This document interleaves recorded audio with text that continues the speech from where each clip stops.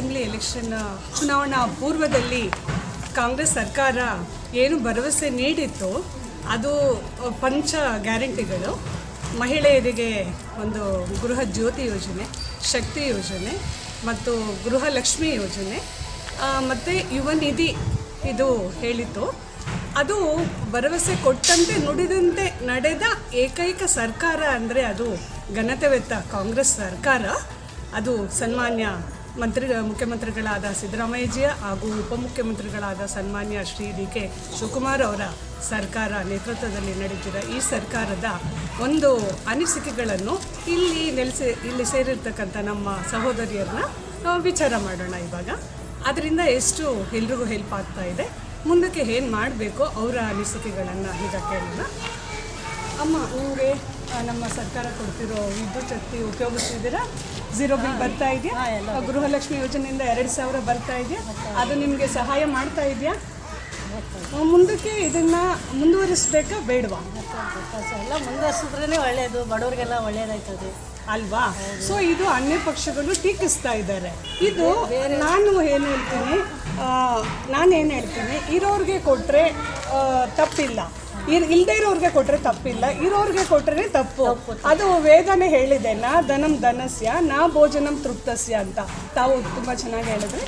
ನಿಮಗೆ ಬರ್ತಿದ್ಯಮ್ಮ? 2,000 ಬರ್ತಾ ಇದೆ. ಇದರಿಂದ ನಿಮಗೆ ಏನು ಹೆಲ್ಪ್ ಆಗ್ತಾ ಇದೆಯಾ? ಮುಂದಕ್ಕೆ ಮುಂದುವರಿಸ್ಬೇಕಾ? ಅನ್ಯ ಪಕ್ಷಗಳು ಒತ್ತಡ ತರ್ತಾ ಇದ್ದಾರೆ, ಇದು ಬೇಡ, ಇದು ವೇಸ್ಟ್ ಅಂತ.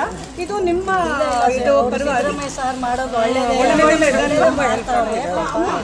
ಬಡವ್ರಿಗೆ ಇವರು ಸಹಾಯ ಮಾಡ್ತಾವ್ರೆ. ಸಿದ್ದರಾಮಯ್ಯ ಸಾರು, DK ಶಿವಕುಮಾರ್ ಅವರು ಅದ್ರ ಬಡವ್ರಿಗೆ ಸಹಾಯ ಮಾಡ್ತಾವ್ರಲ್ಲ ಅಂತ ಇವರು ಹೇಳೋದು ಅಷ್ಟೇ. ದೇಶದಲ್ಲಿ ಕಾಂಗ್ರೆಸ್ ಸರ್ಕಾರಕ್ಕೆ ಏನು ಕೊಡಬೇಕಾಗುತ್ತೆ, ಬಂದರೆ ಏನೆಲ್ಲ ಲಾಭಗಳಾಗುತ್ತೆ? ಒಳ್ಳೆಯದು. ಈಗೆಲ್ಲ ಬಸ್ಸಿಗೆ ಎಲ್ಲ ಅನುಕೂಲ ಮಾಡಿಕೊಟ್ಟವ್ರೆ. ಈಗ ಅಕ್ಕಿ ಅವರು ಕೊಡ್ತಾವ್ರೆ, ಇವರು ದುಡ್ಡು ಬರ್ತಾವ್ರೆ, ಎಲ್ಲ ಮಾಡವ್ರೆ, ಅವರು ಮಾಡ್ತಾವ್ರೆ, ಬಡವರಿಗೆಲ್ಲ ಅವರು ಮಾಡ್ತಾರೆ. ಎಷ್ಟೋ ನಮ್ಮ ಕಷ್ಟಕ್ಕೆಲ್ಲ ಹೆಲ್ಪ್ ಆಗ್ತಾವ್ರೆ. ಸೊ ಈ ಒಂದು ಗ್ಯಾರಂಟಿ ಯೋಜನೆಯಿಂದ ಏನೆಲ್ಲ ಅನುಕೂಲತೆಗಳಾಗಿದೆ? ತುಂಬ ಅನುಕೂಲ, ನಮಗೆ ಹೆಲ್ಪ್ ಆಗ್ತಾ ಇದೆ ಸರ್. ಬಸ್ ಫ್ರೀ ಇದೆ, ತುಂಬಾ ನಮ್ಮ ಕಷ್ಟ. ಕಾಂಗ್ರೆಸ್ ಅವ್ರು ಕೊಟ್ಟಿರೋ 5 ಯೋಜನೆಗಳು ನಮ್ಗೆ ತುಂಬ ಯೂಸ್ ಆಗ್ತಿದೆ. ಆ್ಯಕ್ಚುಲಿ ಫಸ್ಟ್ಲಿ ಅದು ಬಸ್ ಅಂತ ಹೇಳ್ಬೋದು. ಸೊ ತುಂಬ ಜನ ತುಂಬ ಟೂರಿಸ್ಟ್ ಪ್ಲೇಸಸ್ ಎಲ್ಲ ನೋಡಿರಲ್ಲ, ಸೊ ಅಂಥವ್ರಿಗೆಲ್ಲ ತುಂಬ ಯೂಸ್ ಆಗಿದೆ ಟ್ರಾವೆಲ್ ಮಾಡೋದಕ್ಕೆ. ಸೊ ನೆಕ್ಸ್ಟ್ ಬಂದರೆ ಲೈಕ್ ಸ್ಟೂಡೆಂಟ್ಸಿಗೆ, ಈಗ ಪಾಸ್ಔಟ್ ಆಗಿರೋರಿಗೆ ಎಜುಕೇಷನ್ ಲೈಕ್ ವರ್ಕ್ ಅಥವಾ ಸ್ಕಾಲರ್ಶಿಪ್ ರೀತಿ ಕೊಡ್ತಾ ಇರೋದು, ಅದು ಅಷ್ಟೇ ತುಂಬ ಯೂಸ್ ಆಗ್ತಿದೆ. ಯಾಕಂದರೆ ಸ್ಟಾರ್ಟಿಂಗ್ ಕೆಲಸ ಸಿಗೋದು ತುಂಬ ಕಷ್ಟ ಇರುತ್ತೆ. ಸೊ ಅವ್ರಿಗೆಲ್ಲ ಈ ಥರ ಸ್ಕಾಲರ್ಶಿಪ್ ರೀತಿಯಲ್ಲಿ ಯೂಸ್ ಆಗೋದು ತುಂಬಾ ಹೆಲ್ಪ್ ಆಗುತ್ತೆ ಸ್ಟೂಡೆಂಟ್ಸ್ಗೆ.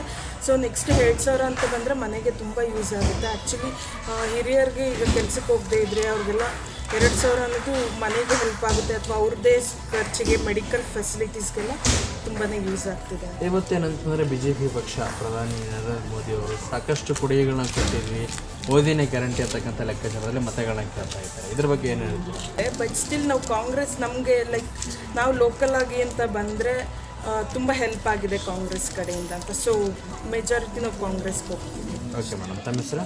ಚಿತ್ರ. ಹಾಗಿದ್ರೆ BJPಗೆ ಯಾವ ರೀತಿ ಪ್ಲಸ್ ಆಗುತ್ತೆ, ಕಾಂಗ್ರೆಸ್ಗೆ ಯಾವ ರೀತಿ ಪ್ಲಸ್ ಆಗುತ್ತೆ, ಏನಿದೆ?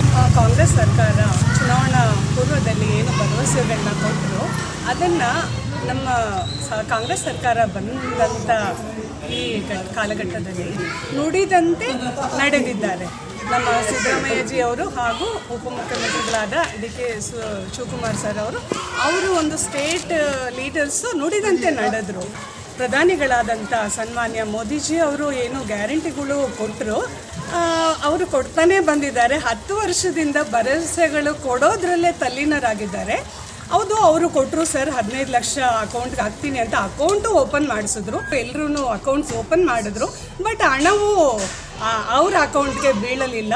ಈಗ ಸಣ್ಣ ಪುಟ್ಟ ವರ್ಗದ ಜನರು, ನಮ್ಮ ಭಾರತ ದೇಶದ ಜನರನ್ನು ಕೇಳಿದಾಗ ಅವರು ಸುಳ್ಳು ಹೇಳಲಿಕ್ಕೆ ಯಾರೂ ತಯಾರಿರಲ್ಲ ಸರ್. ಅಂಥದ್ರಲ್ಲಿ ನಮ್ಮ ಇಂಥ ಗೌರವವಾದ ಭಾರತ ದೇಶದ ಒಂದು ಪ್ರಧಾನಿಯವರು ಒಂದು ಸುಳ್ಳು ಭರವಸೆಗಳನ್ನು ಅವರ ಅಧಿಕಾರಕ್ಕಾಗಿ ತನ್ನ ಸೀಟಿಗಾಗಿ ಕೊಡ್ತಾರೆ ಅಂದಾಗ ನಿಜವಾಗ್ಲೂ ಒಂದು ಗ್ಲೋಬಲ್ ವೇದಿಕೆಯಲ್ಲಿ ನಾವು ತಲೆ ತಗ್ಗಿಸ್ಬೇಕಾದಂಥ ವಿಚಾರ. ಇವಾಗ ಮಾಧ್ಯಮದವರು ತಾವು ಇಲ್ಲಿದ್ದೀರಾ, ಇವಾಗ ನಿಮ್ಮ ಲಕ್ಕಿದ್ರೆ ಇವಾಗ ಅಮೇರಿಕಾಗೆ ಹೋಗ್ತೀರಾ.